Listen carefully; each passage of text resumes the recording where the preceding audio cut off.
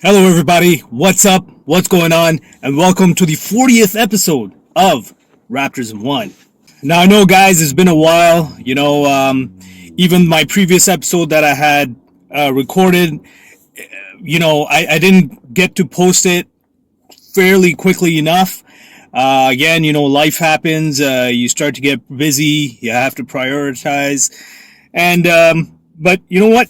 Here I am. Here we are. We're back at it. And no, I wasn't down because the Raptors lost. And no, I wasn't down at all. If anything, I feel like the Raptors still, considering the previous season that they had and the personnel we had, I still think we definitely performed above expectations.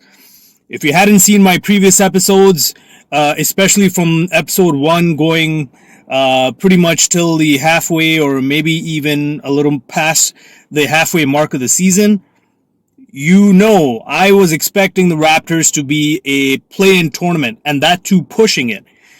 And if you haven't watched those episodes, it's probably because you haven't subscribed to my channel. So go ahead, subscribe to my channel, check out my channel, Raptors in One, and of course, don't forget to hit that like button, of course, and comments. Comments, I love comments. I want to hear your comments. I want to hear what your opinions and thoughts are.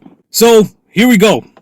I'm back at it, and I've been kind of checking out, spying the news, checking out what's going on, what the other teams who are already exited from the playoffs are blasting the radio waves with in terms of the news and the player movements, possible player movements, and all that good stuff. So without any further ado, let's get it.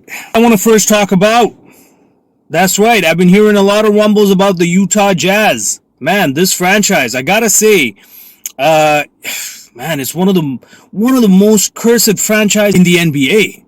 Like, damn, and it wasn't even like this franchise didn't have good players or good rosters. They did. They even had a good coach for the longest time, Jerry Sloan. Like, come on, it doesn't get any better than that. But for some reason, this franchise just never got to bring a championship to its fans. But looks like they're back in the news again. And I gotta say, after a very long time, I felt like this team that we have right now with Rudy Gobert and Donovan Mitchell, I thought, of course, like I'm probably forgetting some of the other players right now, but these two are the main focus of what we're going to be talking about.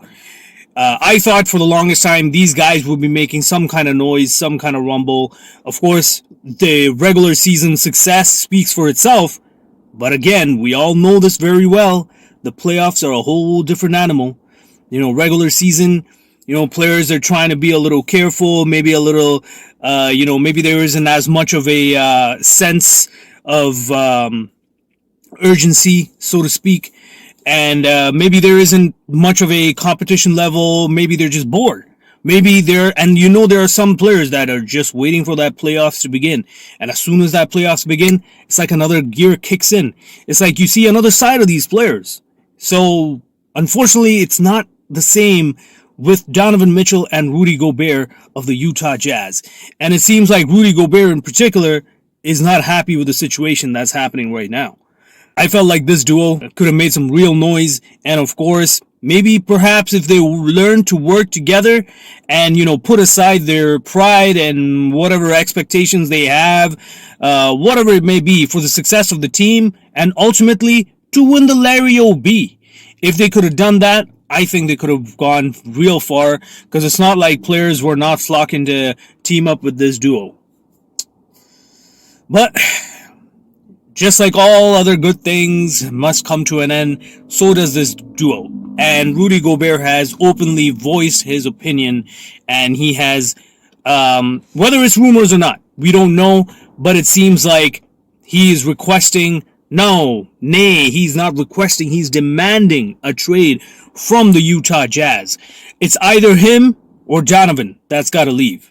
And it seems like if I'm the Utah Jazz, if I'm the GM for Utah Jazz, I'm thinking to myself, first, Let's try to fix the situation. Let's try to get them both on the same page. And let's see what we can do to reach a compromise and eventually build something towards the next season. If Rudy Gobert is still going to be stubborn and is still going to demand that trade, and I'm the GM, I'm thinking, oh, so you're telling me that you want me to get rid of either Donovan Mitchell or yourself? That's a little bit of a head scratcher, and I'm going to say, yeah, bye-bye, Rudy. You're done.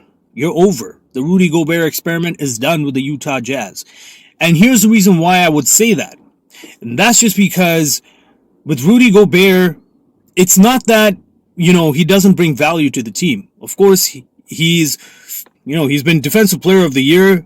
He's a threat in the middle, pick and rolls, you name it. But at the same time, he doesn't have a jump shot. He can't stretch the floor either. And in today's NBA, you kind of need to do both. Let's also not forget his basketball IQ. Particularly, what I'm talking about is playmaking. And he doesn't have that. He doesn't have it, at least at the level like even a Serge Ibaka would, And that's Serge Ibaka, who's like obviously older than Rudy Gobert. Yet, he has that IQ. He has that playmaking sensibility that Rudy Gobert does not have. So, what does this mean for the Raptors fans? Now, of course, if you were listening to the, season-ending interviews for Nick Nurse, Masai, and all the other players, but I'm going to focus particularly on Nick Nurse and Masai. They both seem to be on the same page when it comes to what they're looking for. Nick Nurse maybe just a little bit, tad bit off, but for the most part, they're both kind of looking for the same things. And one thing that Masai definitely mentioned was that we need a center, or maybe not necessarily a center, but maybe a paint threat. Somebody who can clog up the paint, somebody who's a true rim defender, and of course, who can get their own when they're in the post. That frees up everything else for all the other players to operate like, Pascal and OG, Freddie, Scotty. So yeah, like, what does that mean? Does that mean that we should go out and get Rudy Gobert? When you look at it firsthand, you're like, hey man, we could get Rudy Gobert and that would solve a lot of our problems in the paint. Yes and no. Rudy Gobert does not come cheap. I looked at his salary, and considering what he's asking for, and of course if he's going to be demanding a trade, he's most probably going to be demanding a little bit more money. And the price to give up some players for Rudy Gobert, in my opinion, too high. If I'm Masai, I'm not even thinking about Rudy Gobert. Unless Gobert was so desperate that he's willing to take a pay cut. Then again, who's going to be willing to take a pay cut to come to the Toronto Raptors? Nothing against the organization. It's everything else that comes with being a Raptor, i.e., your salaries, the taxes, the customs, all that good stuff that CB4, aka Chris Bosh, had mentioned in his interview on his podcast or whatever it was. But again, at the end of the day, I don't think we're getting Rudy Gobert. I don't think we should even go for Rudy Gobert, especially because part of the package that the Jazz, and if I was the Jazz GM, I would definitely be putting these two names in there.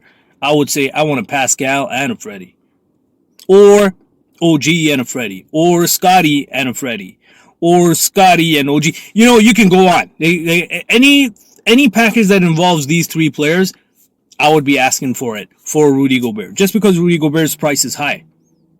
But it's not worth it, especially because the stats don't lie. He's also a free throw liability. So guess what? If you're in a close game, you can't even have Rudy Gobert on the floor, because guess what? It's going to be Hacker Gobert, and that's going to slow the game down. He's going to miss some